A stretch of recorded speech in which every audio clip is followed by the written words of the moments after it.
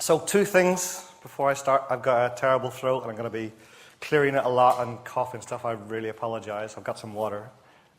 Throw something at me if it's really annoying you. Second thing, I don't know if anybody has done one of these conference talks. They ask you for the title months in advance. And so you have to come up with like a provocative title, especially if there's multiple tracks to sort of bring people in. So here's my provocative title. And then there's some slides behind it, I guess. I'm not gonna swear. I'm gonna try my best. I'm a Belfast man. I normally swear a lot, but I'm gonna try my best. So instead of this T-shirt, maybe it's a little bit more. So if you hear swearing, maybe it's just you've heard it wrong and it was a different word. Yeah, maybe. All right. And that's just that.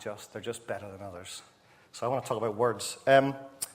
The first half, or the first kind of third maybe, is kind of giving you some reasons to believe in what I'm going to say. Not necessarily lots of note-taking, practical things. I'm going to get to some practical things, I promise. It's not just going to be me telling you, be a better person, because that's not a really interesting conference talk. Let me gain some credibility. So this is who I am. I'm Conor Ward. I look after user experience and design at Centrica. You might not have heard of Centrica. We're trying to improve our branding and our reach, but we're a big company, as you can see, FTSE 100 index. We have around about 27 billion annual revenue, pretty big, right? About 33 million customers or so, and my team is a kind of a medium-sized team of about 30 people or so across 25 teams. And that's some of the brands. By the way, yeah, we're hiring too. I keep throwing this in, so anybody want to drop me a tweet? There, I just pushed that in, sorry about that. And there's me trying to gain some more credibility. Gratuitous slides, I apologize, so maybe you'll believe some of the things I say, I don't know. And that's just some of the brands I've kind of worked with in the past. Got any credibility yet? Anybody interested in hearing what I have to say? Some of you, all right, brilliant, happy days. And by the way, feel free to, I know it's a really dark room and maybe you can't even see me anymore, but if you want to kind of throw out stuff and say, we don't believe you, or you're talking nonsense, I'm fine with that, that's great, let's do that. Heckling is all right, yeah. So words is what I'm kind of interested in talking about. By the way, I'm not claiming to be an etymologist, and proof of that is I had to look this up to find out what somebody that knows about words is called. Carl is called an etymologist, so that's not me. I'm not here to tell you all about words. So have you ever heard this stat? So 93% of communication is non-verbal. Standard kind of a stat. It was this research done in 1971. And they talked about words versus communications. There's a nice little pie chart. You've got to have a pie chart and then conference slides. So here's my pie chart. And it kind of summarizes it as body language, tone of voice, and then 7% is verbal. It's nonsense, total nonsense. I think some of you maybe were saying that while I was showing it, so well done. You're ahead of the game. Total fake news. It was debunked really quickly afterwards, after the research was published. Not true. So, and here's some examples of why it's not true. So the Gettysburg Address, if you don't know it, does this whole fourscore, I won't try and do the voice, but, fourscore, whatever. Talks about the government of the people, by the people, for the people, super kind of passionate words. And really inspiring, and still inspiring, I don't know if you know it very well, or if you kind of have read it ever, but really inspiring words about how to do government and policy and everything, really interesting stuff. Nobody knows anything about his body language, right? Doesn't matter, and nobody knows about his emotional, how he waved his hands, which is why I'm not doing a lot of that. It's about the words that were in this speech, right? So words change the meaning of pictures. So let's try and change the meaning of this picture. Some of you might get where I'm going with this. So sky, sunny side of the pyramid, shady side of the pyramid. This is stolen from Twitter. I wish I could credit the person. I couldn't find who they were. So now this diagram talks about, look at the shady side of the pyramid, rather than words and language and everything. So just trying to get a point across, right? So words are super important when it comes to showing imagery. And then the other way around, right? So pictures conveying words, and how important that can be. So anyone want to have a stab at what that is? JPEG, there we go. All right, this is going to be fun. Brilliant, we have people playing along. Next one. USB. All right, brilliant. We're having fun, aren't we? Is it early on a Friday? Yeah. There's no beers or anything. All right, USB, brilliant. Go on. YouTube. We have a winner up there. Fantastic. All right. U-bend was kind of interesting, but not. Yeah. All right, YouTube, fantastic. I'm not even going to go here, so don't shout out anything. There'll be wars, so we all know it's the one on the left, right? Words versus pictures. You all heard this, right? Pictures worth 1,000 words. Confucius from 500 BC. Total fake news, nonsense again. Totally not true. Never said it. No evidence that he said it. It's credited to this, right? So a picture is worth 10,000 words by this advertising chap. Also nonsense. There was actually somebody in 1911, Tess Flanders, the newspaper editor, who wrote something slightly similar. Use a picture worth 1,000 words. Again, fake news. Can't believe the words that you're hearing. Got to understand where they're coming from, right? So here's just a picture with no words, right? To try and understand, well, what does that make you think? What are the words that come to your mind? I'm not going to ask you to shout out or share. It's not that kind of a thing. So if we took the opposite way around, just did words, with maybe the picture in the background a little bit, here's kind of some interesting words for you. So I won't do a poetry voice, but think of me as if I'm doing some sort of an interesting poetry voice. Right? So soon it got dusk, a grippy dusk, a purple dusk over tangerine groves. I am doing a poetry voice, aren't I? And long melon fields, the sun the cover of pressed grapes, slashed with a burgundy red, the fields the color of love, and Spanish mysteries. Spanish mysteries sounds good, doesn't it? Jack Kerouac. If you don't know Jack, look him up. He's an interesting kind of a guy. Got lots of history that you should know about. So the interesting thing about these two, right, is if you look at just the picture on its own, you're going to sort of draw from your own existing perspective. You've got to think of words that you're already considering, or it makes you think about something that's happened in the past using your mental models and all that kind of stuff we know from experience design. Whereas maybe if you just saw these words, you kind of gain a new perspective. I know that I didn't think of Spanish mysteries when I saw that image, first of all. Now I'm thinking of Spanish mysteries. Kind of interesting, right? So there's a new perspective coming my way. That's the kind of point I'm getting across. You with me? Is this going somewhere interesting so far? There's two nodded heads. That'll do. So, shared understanding. Anyone seen this diagram? Jeff Patton, classic diagram about shared understanding. I'm glad we all agree. Turns out, not so much. They're all thinking they agree, totally don't. And so that's what we're going to get to. So I'm not going into politics, I promise. I'm just it's an interesting movie, right? So this is a nice quote from V for Vendetta. V for Vendetta. So while the trunch may be used in live conversation, words will always retain their power. So the power of words. And their perspectives, right? So it's the way you look at whatever you're going to be doing or talking about. And they offer, this is a great quote, right? They offer the means to meaning. If you haven't seen this movie, by the way, watch it. It's really good. So they offer the means to meaning, right? And the enunciation of the truth. So I'm trying to get across words are important, right? It isn't just kind of this pedantic thing that I'm going to talk about, which is, oh, well, you said this and I said that, and it doesn't really matter. I'm trying to get across the importance of if we're going to use words to work together, they should actually, mean something to all of us, and they should mean something really powerful. And I've got Obama to say that as well, just in case you don't believe me. I'm not interested, so here we go. But understand this argument about words not mattering. The most important thing that we can do right now is to re-engage the American people in the process of governance, to get them excited and interested again in what works and what can work in our government, to make politics cool again and important again and relevant again. Don't tell me words don't matter. I have a dream. Just words. We hold these truths to be self-evident, that all men are created equal. Just words. We have nothing to fear but fear itself. Just words. Just speeches.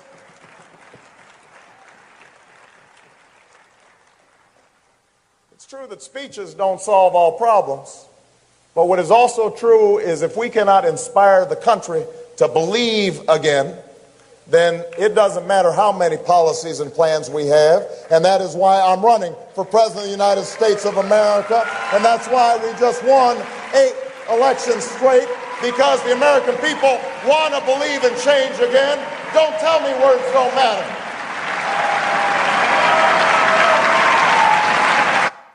You're with him, yeah? You're with him. So I promise it's not about politics, right? So try and, instead of him running for president, it's like you're running for change in your organization, right? You're trying to get people inspired and believe in what you're talking about. I know it's far-fetched, a little stretch, but you get the metaphor, right? It's we can go this way. Here's our vision, here's the inspirational thing, and here's what I mean by the words that I'm trying to talk to you about, that we all understand together. So the point is that we get the shared understanding and the forward inspiration. Are you with me? Do you believe? Do you want to hear the words now that you care so much about? No, nobody does. All right. Yes, please. Hey, we've got a person. Thank you so much. Some words, not so much, though. So depends what words you use, right? You have to do a Trump slide in conferences, conference bingo, so you can all check your bingo cards and say, Trump slide is done for today. Great. So here's my question. How can we work in a more human-centered and scientific manner? In an age of all of this kind of fake news, echo chambers, confirmation bias, words losing their meaning, right? And here's my answer, surprisingly, right? It's words. And the kind of summary of what I'm trying to get across is having that, starting small, getting that shared understanding of what you're describing, and the most important words that you use on a daily basis in all of your activity, your kind of digital human-focused activity, and really checking, do you have the same understanding of that? Because all of your methods and processes, methodologies all follow because you've started to do this word. And I'll say some in a minute. And are we all pulling in the same direction, right? So, I've got confused Travolta. I don't know why this is now the rest of the whole presentation is confused Travolta, but it's talking about confusion, so stick with it. So I've got 10 common words that we kind of all use. And the confusions and misuses of those words. Here's why I apologize. So I'm going to ask for a tiny bit of crowd participation. I always roll my eyes at this point. I'm really sorry. But I won't ask you to stand up or shout out. It's just put your hand up and point it in a direction. So if you don't mind, I look like an idiot if you don't do it. So please just point in one direction when you can. Thank you so much if you do that. So here's what I'm going to go through, all those 10 areas, and it's going to be, right, which word is actually going to result in a successful business and a successful user experience? It's either going to be that side, it's going to be that side. It's pretty simple, right? Left or right? Left or right? And so let's do a practice, okay? Stick with me, come on. So if the answer you agree with is over here, then you're going to point your hand over there. You can do a sway of hands if you want. You can just go like that. You can kind of go like that if you're a bit introverted, that's fine. So after 3, 2, 1, vote now, that way. Okay, brilliant, all right. Fantastic, thank you so much. I don't look like an idiot. Not just so much anyway. Fab, so let's go through the 10 words. Here's my disclaimer. I'm intentionally trying to be controversial with these. I hope you don't agree with everything I say. That's the point of a conference, right? We want to share some challenging ideas. If you agreed with everything I said, we should just all go home because you already know it. So I'm trying to kind of push the boundaries a little bit. Please argue with me during, before, afterwards, anything, throw things. Come and point something at me afterwards and say, this is nonsense. I love that. So, here we go. I'm starting with some of the big guns. It gets a little bit easier and then it goes big guns again towards the end. So what do we mean by agile, right? So here we go. So I'm going to show you 2 options. I'm going to give you a vote and you're going to point in a different direction, yeah? Here we go. So agile, do we mean deliver faster or do we mean learn faster? 3, 2, 1, vote now. Oh, there's a bit of a split. Okay, excellent. Brilliant, people don't disagree. This isn't going to be boring. Amazing. So, people do disagree. That's what I meant to say. So, I reckon learn faster. This is what I'm thinking. Let me try and explain a little bit of the reason behind that. So, the summary of how we've been working and how we've been discussing around this is, if you just deliver faster, there's a very high risk you're going to just deliver the wrong thing faster than what you're currently doing. So obviously you want to deliver faster, but you need to be learning as the primary purpose of your activity, right? So the goal should be learning faster, and you've heard there's lots of phrases that, the last kind of 5 years about fail fast, and that was great, I guess, to break down the capabilities, sort of the freedom for teams to fail, and that's great, so you can fail fast. But you don't have to fail to learn, right? So as long as you fail and learn, it's all right. But you can succeed and learn fast too. So you don't aim to fail fast. You aim to have the freedom to fail, but you aim to learn fast. And that's the approach that we've been taking recently. So what are you learning? So, one of the things might be learning about delivery, in which case you're trying to deliver fast, but you're learning, can we deliver fast, right? That's one of the things you've learned. Should we deliver this? So the last part of Jane's talk was kind of talking about, previously before the break, was like, creating the right thing and then creating the thing right. So this is this kind of stuff. Is should we even bother delivering this? Is this the thing we should deliver? And what should we deliver? Who are we delivering to? Do we understand our users? Does it meet their needs? All that kind of stuff. So the learning culture is the kind of purpose of Agile, not being fast, There's lots of disagrees earlier, so maybe I've convinced some of you. Who knows? And here's a little example of how you could put that into practice. So this is a standard kind of a Scrum board or a Kanban board or anything. Agile kind of whiteboard you might have beside your teams. And you can see there, it's about delivery, right? So you start and then you ship. So you've delivered something. And there's a fellow you should follow on Twitter called John Cutler, who's like Agile God. His ideas are amazing. And what he suggested is, if I can click properly, there you go, is you add this bit onto your board, right? So you don't just ship and then you go, jackpot, we've delivered. It's the rest of it. It's actually, we're monitoring it now. We're trying to see what we've learned. Have we learned the right thing? Can we put something back in from our learning into the start of the board again? So it's making sure that you're not just focusing on delivery, you're focusing on learning. And some of your activities need to be actually genuinely pointed at that. There's photographs going on. I'll wait till I got it. All right, you get it? Brilliant. So here's a summary quote of this, a fellow called Tim Snyder. So he just tries to describe an agile enterprise, and he says it's one that's achieved a level of operational excellence, so how they do their practices on a daily basis. And the operational excellence enables it to make changes at the same pace that it discovers a need for them. So for me, that's what agile is. If you can discover a need for something really fast and then make that happen really fast, that's being agile. And that's agile in every sense of the word. I hate the small a, big A thing. That's really annoying, by the way. But either way, you're just being agile. You're being nimble. You're being able to move and respond quickly, right? With me? Makes sense? Interesting? All right, cool. MVP, I've gone there. I told you, some big guns. Arguments in the pub later on over these things, won't there be? I'll not be there, so it's fine. So, is it the first stage of release of a product, or is it the smallest thing you need to do to find out the next most important thing? 3, 2, 1, vote now. Okay, we have a winner. All right, brilliant, excellent. So I don't need to go over this one for too long then, so I agree. You've all seen this, Henrik Nieberg, you saw it a bit earlier in the talk from this morning. And obviously what you're trying to learn here is, can somebody get from A to B? That's the whole point of this. It's not can you make a thing. If it is, can you make a thing, by the way, it should still be making a thing for someone. So unless you're doing some sort of a technical spike, which should be as short as possible, hopefully, because then it's normally throw away as a spike, then the answer is, can somebody get it from A to B? If they can, great, you make it from the bottom thing. Nobody can get from A to B on a wheel unless they're talented and they should be in the circus or something, right? So it's the bottom approach. So there's my controversial statement, right? So the only reason to release an MVP is to learn something.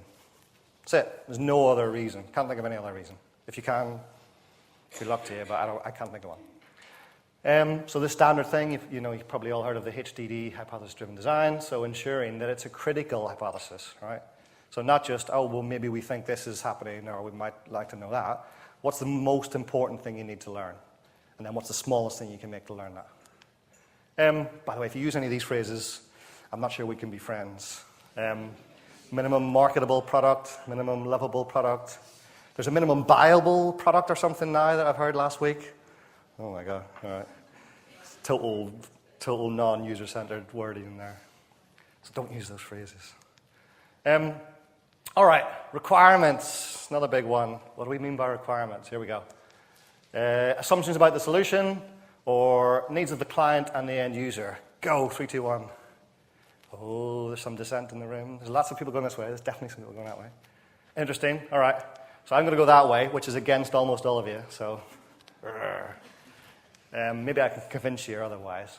So here's what I think. There's no such thing as a requirement. I should have done like one of them anvil drops for that. There's only a desired business goal and a user need, and the point about that is the business goal that you're being brought a strategic business goal? Is it a high level, we want to achieve this, not how we want to achieve it? So if you're being brought tactics, you want to get back to the strategy, the strategic conversation. Where are you trying to get to? And And then the other side is this verified? People always forget this bit, right? So we're assuming that there's a user need. Maybe there was some upfront research done, but it was done months ago. So when did we last verify this is a user need? And you can measure both of these, and you can have this conversation. And so for me, this is way more interesting than having a requirements discussion. The requirements document can go in the bin, and we can just talk about these two things. So in our company, we've actually made a little canvas where we write these two things down, and our business goals and user needs canvas. And we try and prioritize them and say, these are the primary needs, secondary, tertiary, and are the primary business goals linked to the primary user needs? If so, jackpot. If not, So here you go, right? The business brings the strategy, the why, and then the team, the people that are close to the users, provide the tactics. They figure out the tactics and the related insight. So maybe I've convinced you on that one. Maybe not. Who knows? So these are still controversial. I love it. It's like laughs and everything. Ooh, he's gone there. They get more controversial. So what do we mean by UX expert? Here we go. Are you all an expert in creating great solutions to specific user problems? Or are you an expert in creating great methods to uncover a solution? 3, 2, 1, vote now. Oh, there's lots going this way. Is there any going that way? There's a couple. All right, interesting, very interesting. Thank you very much for playing along. So I've gone that way as well. Excellent, thank you. And here's my reason. So there's no such thing as a guaranteed right answer. There's no one size fits all. And this statement, which would you believe is controversial? I think most of you probably wouldn't believe that and just say, of course, this is obvious. I've had to do a lot of convincing in my career to try and get people to believe that you have to go through customer value provision before you can get guaranteed business value. Otherwise, you're kind of, walking in the dark. I forget who said this quote about doing kind of design is kind of like walking in the dark. Without user research, it's like walking in the dark. And doing it at speed, like agile, is like running in the dark with scissors. I'd love to credit that. My memory's terrible. I wish I knew who said that. But it's an amazing quote. So this is the best way to provide that is by user-centered design. And the expertise isn't about having the solution and getting it right first time. Obviously, it's about following the methods. And then you can put a guarantee in, right, that says, look, I can guarantee you we're going to be less wrong, not better, maybe, but less wrong tomorrow than we are today if we follow these methods. We're not going to be right. We're not going to be at the end of our solution. But there's a guarantee you can give, and a guarantee is always a nice thing to put into a conversation with someone who's paying you money, right? So that's my statement around that. Let's keep going. Best practice, I've gone there. I think somebody mentioned this yesterday. Was it Eric Rees? I hope I don't say the complete opposite thing to Eric then, or else we'll have a big, massive discussion about which way we should point our hands. So here we go. Best practice. Is it specific solutions for our specific customers in a specific context of use? Or is it proven conventions based on design principles and competitor analysis? Vote now. Oh, there is a bit of dissension, especially around the back. You people at the back are kind of like rogues. All right, interesting. Okay, so I'm going this way, which is kind of opposite to most of the room. And here's why. So I think too often we're asked, what's the best practice for this? When you're creating any solution, even just UI elements, where does the menu go? How do you do a form? What's a good website? What's a good app? All that kind of stuff. Which I think is nonsense, right? So if we haven't uncovered a proven solution for our specific customers in their specific context of use, you're just talking about other people's customers. And how do you know that they've proved it right either, right? So it's just conventions. It's the Norman Door type stuff. It's just people are used to using this thing, so that's the way they'll use it. So I guess you can kind of say from a mental model point of view, you're playing to existing mental models. But when it comes to your customers, you have no idea if that's the right thing, that convention. So you can't really call it a best practice. That's what I'm kind of saying. So here's my controversial statement then. So only best practices, the only best practices that exist are either the methods that you follow. So here's what we do. We do the double diamond, or we do like kind of the research and whatever. These are our methods that we go through to uncover what we should provide to our users. Or you say, once you've done that, then we have some best practice solutions, right? So if you're doing your pattern libraries and stuff, you can say, look, do you know what? We've uncovered that our best practice for our customers is to do this, right? So at least you're not relying on competitors and conventions anymore. You're relying on previous evidence, and maybe you just don't have time to keep refreshing that evidence about this global element you're using. But you say, well, this is what we think the best practice is for us. But I think most of the time it's just there are best practice methods, and that's it, right? So UX, how am I doing for time? Oh, God, am I running out of time? Someone's going to tell me soon. All right, chuck me off the stage when I'm ready. All right. So, I'm only at 6. Shit. All right. So what do I mean by UX? Designing beautiful experiences or designing beautiful businesses? Go. Oh, okay. So everyone's gone that way. I'm going to completely disagree with the whole room now. So designing beautiful businesses, right, here we go. Here's why. So this is a nice quote, I think. UX is moving pixels on, it's not moving pixels on the screen, it's moving companies in a market. So of course you need a good experience to do that, but if your company isn't there to provide it, there's no use in trying to do that, right? So if your company can't exist as a business to provide that experience, what was the point? There's no validity to the V part of your viable product, the minimum viable product. So of course you need to provide a good experience, but on the way to producing a good organization or a good company or a good business or a good service. Better go quickly, right? UX design. What do we mean by UX design? I've gone there.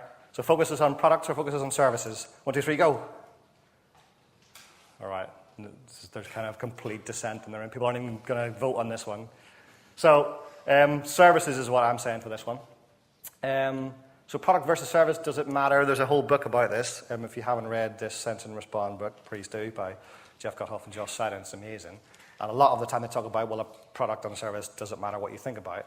But they kind of come to a conclusion that the same as kind of GDS do, which is that all design is service design, is providing a service to people. And the job's to be done type approach, which is, people hire your product to do a job for them, which is a service, right? So unless you're producing like a one-off, can of Coke or something, I don't know, that's just a product to throw away. Otherwise, it's going to be a service that they use, right? So that's the product actually becomes a service when it's used over time. So if you're not thinking about the service, maybe you're being a bit short-sighted and just doing product design when it actually is, you have to consider the service it provides as well. So that's a bit of a push. I'll try and finish this off if I have 2 more minutes. I do. Fantastic. All right, so what do I mean by measuring success? So output, outcomes, 3, 2, 1, go. Amazing. There's lots of votes for outcomes, class. So that's an easy one. This isn't an easy one to just explain to people who don't believe that, though. So this is a nice summary from that same book, which talks about output being something that was delivered. So, hey, we delivered it as promised, well done us, and you can measure that, versus the affected customer behavior that results in business value, right? So you can measure both of those. You can measure the customer behavior. What are they doing now? That's your behavioral science, analytics, anything like that. And then what's the business value you got off the back of it? That's the best summary I've ever heard of what an outcome is. And again, there's lots more in that. I could do a whole talk about each one of these, but as you can tell. And this is the kind of nice summary of it. I know there's lots more. This is another American reference. I've been talking to lots of American people recently, so maybe I've gone all American in my head. But so this is his summary that General George Patton talks about. Don't tell people what to do. Just tell them what you need accomplished, and you beat me as a result. So that talks about, there's a whole methodology about take the hill in the military, which is like, I want you to take that hill, not you go down and you turn right, and then you guys split off here, and then you do this, that, the other. It's just take the hill, let me know when you've taken the hill. That's the outcome you're going after. Number 9, evidence-based. What do we mean by evidence-based? So being data-driven or data-informed. 1, 2, 3, vote now. Okay. Oh, quite a split. All right, interesting. Someone there really can't decide. So data-informed is what I reckon, and it's completely driven by this quote from Luke W. Don't be a data-informed organization, data-driven, be a data-informed. So well-informed people, not data, should be making your decisions. So this comes from all of the A/B type testing approach that was rife a few years back with the whole, Google testing 50 Shades of Blue type stuff. It's like, we want to actually just not follow the data blindly, but be informed by it and then try and make some empathetic, human-centered decisions, right? So data-informed, not data-driven. And then last one, usability testing, big one to end on. So usability testing either tells you if users can do something or tells you what users will do in a certain situation. 1, 2, 3, go. Oh, there's a bit of a split. There's definitely a split. All right. And most of you went that way, and I'm going to completely disagree again. So I'm going to go here, and here's why. So behavioral science focuses on what people can do, not what they will do, right? So it's a bit like less predictive. So if you're in a lab and you're testing something, you can only find out if users can do something. If somebody asks you to find out, I want to find out, will users do this? Make sure they don't use your lab or your behavioral science testing to do that. The only way to do that is by pushing it live in some form, whether it's a beta test, appetite test, something like that. Hopefully not market research, but that's what market research tries to do, right? So you can still do a scientific method of doing that, but never promise to find out if users will do something by using a lab, because all you're doing is small-scale market research with 3 people, and it'll be debunked by your marketing department as quick as you can say it. So they can do something in the lab, so you can find out. They will do something when it's live, and never the twain shall meet. So summary, you'll be glad to hear. I'm almost finished. This nice quote, so words are free, it's how you use them, it might cost you. And this great, so I don't know if you follow Alan Cooper on Twitter, he's constantly arguing with everybody, it's amazing to watch, but he's an amazing guy. And this is something he put up recently when he was having an argument with somebody, which is like, look, he was talking about words and how important they are, and he said, look, it's not about the language, it's about the practice, it's about what you do with those words. And I care about the quality of the practice. This is why I care about this talk, that's what made me want to do it. So shared understanding, have we got it? Well, maybe, right? Maybe that brings you to that shared understanding if you understand the words you're using. And one final thought. Words are for understanding, not convincing, so that's kind of important. So you can't actually say, look, this is how we're going to do this, and then like get someone to believe in it. It's just that, can you understand what we're going to do first, and then I'll try and convince you along the way that it's good. So what's good for convincing? Better than words, actions. Obviously, actions are better than words. You've all heard that. Standard. 2 more. What's better than saying, showing, standard. And then what's better than promising is proving, right? So the sort of scientific part of this. And the whole point of this agile type approach to stuff is how can we do all of that really quickly? So once we have a shared understanding, how can we get to proving whether the shared understanding is right really fast? And so that's kind of my summary. And there's my famous last words. Thanks very much.